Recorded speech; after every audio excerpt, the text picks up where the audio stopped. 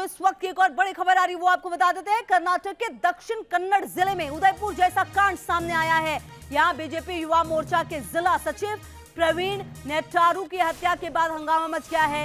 हत्या के बाद से बीजेपी के कार्यकर्ता विरोध जता रहे हैं और दक्षिण कन्नड़ जिले के पुत्तरू के सरकारी अस्पताल के बाहर लोग बड़ी संख्या में जुटे हैं। हालात को देखते हुए सुरक्षा व्यवस्था कड़ी कर दी गई है। पीड़ित परिवार और स्थानीय बीजेपी के कार्यकर्ता युवा मोर्चा के नेता की हत्या को लेकर गुस्से में हैं। इस मामले में सीएम मुंबई ने सख्त कार्रवाई का आश्वासन दिया है। 3 तस्वीरें आपकी टीवी स्क्रीन पर। यही वो बीजेपी कार्यकर्ता जिनकी हत्या की गई है। इस हत्या के बाद स्थानीय लोगों में नाराजगी है और जो पुलिस प्रशासन है वो मुस्तैद, लेकिन अस्पताल के बाहर भी भीड़ जुटनी शुरू हो गई है। दक्षिण कन्नड़ जिले में बीजेवाईएम जिला सचिव की हत्या कर दी गई है। जिला सचिव प्रवीण नेट्टारू की हत्या हुई है। तस्वीरें हम आपको पहली जो 3 तस्वीरों में जो पहली तस्वीर है वही है प्रवीण जिनकी हत्या की गई है और इस हत्या के विरोध में जो जगह है उसे बंद कर दिया गया है फिलहाल, क्योंकि बीजेपी कार्यकर्ता काफी नाराज हैं। जगह जगह पर नाराजगी है, लेकिन सीएम ने कड़ी कार्रवाई का भरोसा दिया है। अस्पताल देखिए जहां पर भारी भीड़ नजर आ रही है।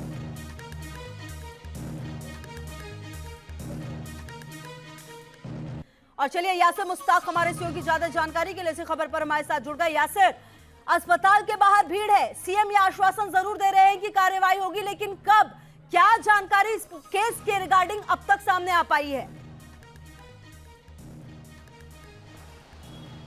देखिए, मैं आपको पहले बता दूं कि अस्पताल से जो है प्रवीण के पार्थिव शरीर को अब उनके गांव बिलारी लिया जा रहा है। शव यात्रा निकाली गई है, वहां से काफ़ी लोग उनके साथ इस शव यात्रा में शामिल है और मुख्यमंत्री बसवराज बोम्मई ने भी आश्वासन दिया है कि सख्त से सख्त कार्रवाई की जाएगी और दोषियों को जल्द ही गिरफ्तार किया जाएगा। मैं बता दूं आपको कि 3 विशेष टीमों का गठन किया गया है इन्वेस्टिगेशन के लिए, जिसमें 2 टीमें जो है दक्षिण कन्नड़ और मैंगलुरु के आसपास के इलाकों में जांच कर रही है। वहीं एक टीम जो है दक्षिण कन्नड़ सीमा से सटे केरल के कासरगुड में जांच कर रही है, क्योंकि पुलिस को शक है कि शायद जो आरोपी है वो केरला से वहां पे आए हैं, क्योंकि बिल्कुल दक्षिण कन्नड़ जो है सीमा से सटे हुए इलाका है ये।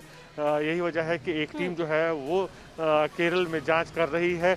फिलहाल जो है पुलिस का कहना है कि वो हर एंगल से जांच कर रही है कि आखिर क्या वजह है प्रवीण पर इस तरह से हमला किया गया। अच्छा मुश्ताक, इस तरह के केसेस में जो हमने देखा है कि फोन होता है या फिर सीसीटीवी कैमरे होते हैं, उससे बहुत अहम जानकारी निकलकर सामने आती है। क्या इस पूरे मामले में कुछ अहम जानकारी फोन से या फिर आसपास के सीसीटीवी कैमरा से कुछ सामने निकल कर आया है या कुछ उनके दोस्तों से बातचीत करके कुछ पता चल पाया है? और ज्यादा देखिए, लगातार जांच की जा रही है। एक छोटा सा गांव है बिलारी, वहां जब प्रवीण अपनी दुकान बंद कर रहा था उसी टाइम पे ये हमला हुआ था। लेट इवनिंग का टाइम था, अंधेरा था, तो ऐसे में कोई वहाँ पे मौजूद भी नहीं था जो पहचान सके कि कौन आरोपी थे।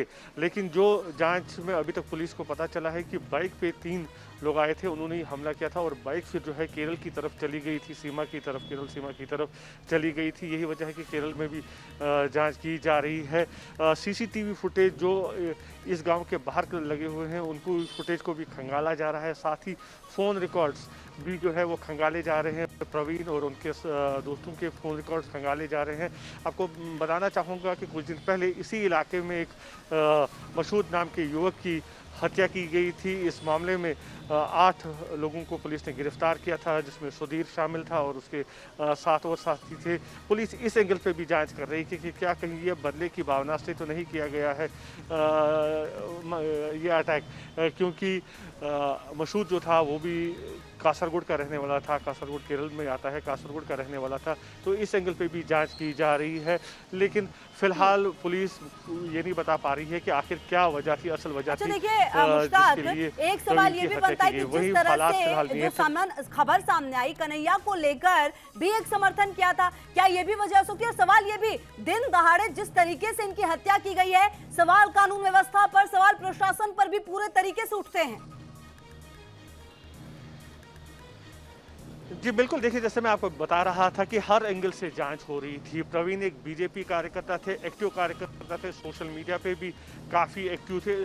तो पुलिस एंगल से जांच कर रही है कि आखिर क्या वजह है एक छोटे से गाँव में इस पे इस तरह से हमला होता है, क्यों होता है? और जिस तरह से प्राथमिक जानकारी में जो तथ्य सामने आए हैं कि 3 लोग जो है वो बाइक पर आए थे और वो बाइक जो है केरल सीमा की तरफ गई थी। तो सारे जो है एंगल्स जांच के दायरे में है इस समय।